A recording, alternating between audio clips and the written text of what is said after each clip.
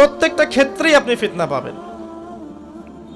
পরিবারের দিকে তাকাবেন, দেখবেন পরিবারের বন্ধনগুলো আগের মতো নাই।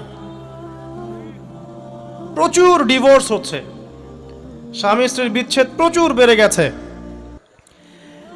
তারপরে সন্তান সন্ততি আমাদের পরিবারে যারা আছে, দেখবেন এরা বেশিরভাগই দুনিয়াদার হয়ে গেছে, দিনের খুব একটা ফিকির নাই।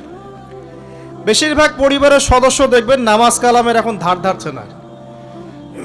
ম্যাক্সিমাম পরিবার থেকে আস্তে আস্তে পর্দাটা কিন্তু শিথিল হয়ে যাচ্ছে। আপনি ব্যক্তি জীবনের দিকে তাকিয়ে দেখেন, গর্বের সাথে আমরা বলি না যে 90% মুসলিমের বাংলাদেশ, দেখবেন মেজরিটি সংখ্যক মুসলিম 5 ওয়াক্ত নামাজ জামাতে পড়ে না।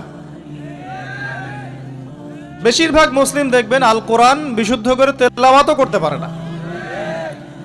তো এরপরেও আমরা দাবি করি যে আমরা প্রকৃত মুসলিম, জান্নাত আমাদের জন্য অপেক্ষা করছে।